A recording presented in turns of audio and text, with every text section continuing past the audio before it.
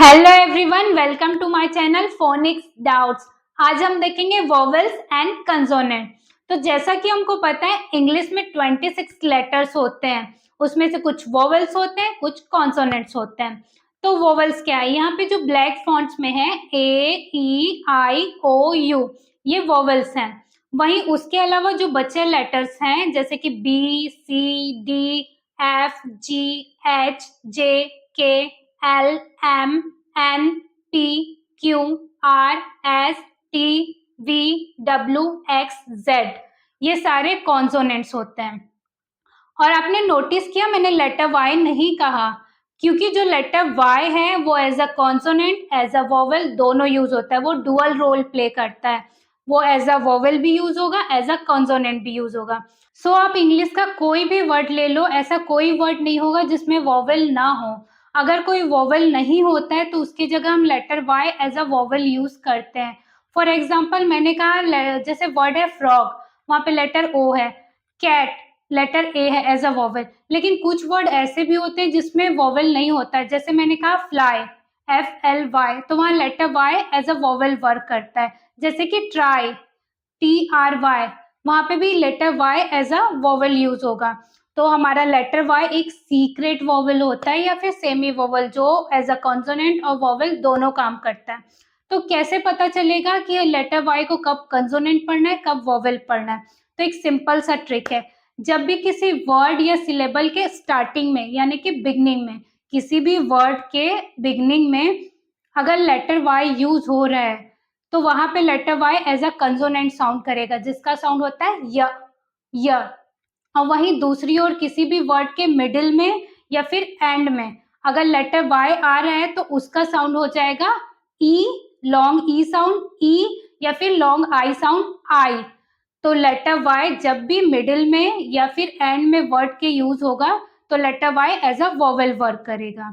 ठीक है, आप वोवेल और कंसोनेंट को और भी सिंपल तरीके से समझ सकते हैं। जैसे कि जो भी वोवेल साउंड्स होते हैं, जब भी हम वोवेल्स को प्रोनाउंस करते हैं तो हमारे थ्रोट से एयर इजीली पास होगा। हमारा जो माउथ है, माउथ फॉर्मेशन है, वो थोड़ा सा ओपन होगा, वाइडर होगा।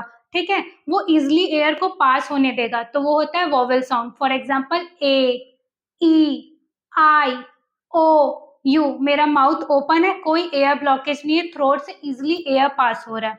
वहीं अगर कंसोनेंट साउंड की बात करूं तो कंसोनेंट साउंड्स वो साउंड होते हैं जहां पे आपका जो एयर है, जो थ्रोट से एयर पास होगा, या तो वो पार्शली ब्लॉक होगा या तो टोटली ब्लॉक हो जाएगा।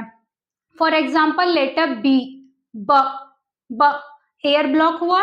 लेटर डी, ड, ड, एयर ब्लॉक हुआ। आप ट्राई करिए अपने थ्रोट पे एयर पास करने की कोशिश करिए। जब एयर जो है वो पार्शली या फिर फुली ब्लॉक हो जाता है तो वो होता है कंसोनेंट साउंड।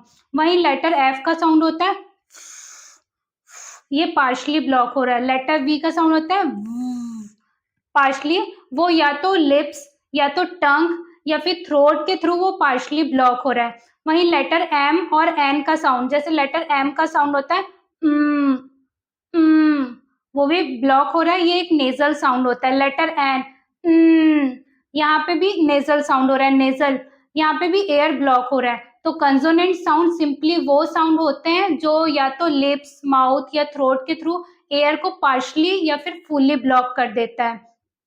तो ऐसा सिंप्लीफाई कर सकते हैं, जब बच्चे कंफ्यूज होते हैं ना वोवेल और कंसोनेंट में, तो आप उनको बता सकते हैं वोवेल साउंड्स वो साउंड्स होते हैं जहाँ एयर इजिली, मतलब माउथ फॉर्मेशन में एयर जो इजिली फ्लो होता है, और वहीं कंसोनेंट में या तो वो पार्शली या तो वो फुली ब्लॉक होता है। तो ऐसे क्या क्या एक्टिविटी कराएं जो बच्चों को वोवेल्स और कंसोनेंट इजिली क्लियर हो जाए, तो देखते हैं। तो आप वोवेल्स और कंसोनेंट एक्टिविटी में सबसे पहले आप बच्चों को क्लियर करिए कि वोवेल्स कौन से हैं, कॉन्सोनेंट कौन से हैं।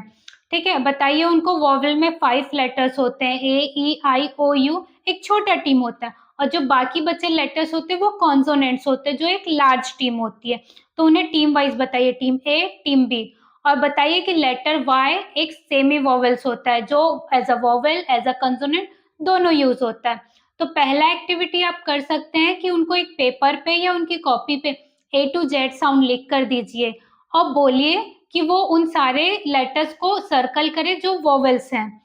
दूसरा एक्टिविटी आप कर सकते हैं कि आपके घर में अगर मैगज़ीन या न्यूज़पेपर है, तो उनको दीजिए, उसमें काफ़ी सारे वर्ड्स होते हैं, तो उन वर्ड्स में बोलिए कि जो-जो वोवेल्स हैं, वो उनको सर्कल करें, तो बच्चे ईज़िली उसमें से कर पाएँगे। ये आप किसी भी केजी के बच्चे के साथ ये एक्टिविटी कर सकते हैं। तीसरा है, आप उनके माउथ फॉर्मेशन पे ध्यान दे सकते हैं। आप बच्चे को मिरर के सामने खड़े करिए और बोलिए वो ए टू जेड 1 बाय 1 एक-एक साउंड्स बोले।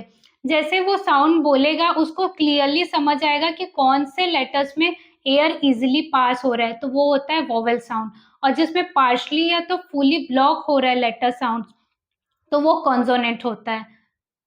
नेक्स्ट एक्टिविटी है, आप बच्चों को वर्ड्स दीजिए और बोलिए कि उसमें कितने वोवेल्स हैं, तो उन्हें काउंटिंग करने में भी मज़ा आएगा और वो ईज़िली वोवेल्स सीख जाएँगे। जैसे ये एक्टिविटी मैं हमेशा अपने बच्चे के साथ करती थी, उसे जब मैंने वोवेल इंट्रोड्यूस किया था, कि जैसे मैंने दिया वर्ड कैट, तो कैट में कितने वोवेल्स हैं? तो वो बताता था 1। वहीं लेटर जैसे कि जैसे वर्ड है मैजिक, तो मैजिक में कितने वोवेल्स हैं? तो वो काउंट करके बताता था। जैसे लेटर टेबल, टेबल में कितने वोवेल्स हैं, तो वो ऐसे बच्चे काउंट कर के बताएँगे। तो ये एक बहुत अच्छी एक्टिविटी होती है जिसमें बच्चे इंटरेस्ट भी लेते हैं और वोवेल्स भी ईज़िली सीख जाते हैं। नेक्स्ट है, अगर आपका बच्चा प्ले में ज़्यादा इंटरेस्ट लेता है खेलने में, वैसे तो सभी बच्चे खेलने में इंटरेस्ट लेते हैं। तो एक सबसे फ़ेमस गेम जो होता है वो होता है हॉपस्कॉच। तो आप सर्कल पे या स्क्वायर पे हॉपस्कॉच बना दीजिए और वहाँ पे लेटर इंट्रोड्यूस करिए और उन्हें बोलिए कि जो-जो वोवेल्स लेटर है वो उस पे जंप करें। तो बच्चा खेलते-खेलते भी वोवेल और कॉन्सोनेंट सीख जाता है। तो ये सारे एक्टिविटी एज़ अ पेरेंट्स आप घर पे कर सकते हैं। अगर आप टीचर हैं, तो जैसे कि मैंने पेपर वाला कहा है, कॉपी वाला कहा है, ए टू जेड साउंड लिख के दीजिए, तो आप वो एक्टिविटी या हॉपस्कॉच एक्टिविटी भी आप स्कूल में करा सकते हैं। तो ये है वोवेल्स एंड कंसोनेंट। तो अगर आप वीडियो के एंड तक बने हुए हैं, तो प्लीज़ एक लाइक ज़रूर करिएगा। अगर आप एक नए व्यूअर हैं, तो प्लीज़ सब्सक्राइब माय चैनल। तो thank you learning with me. See you in next video.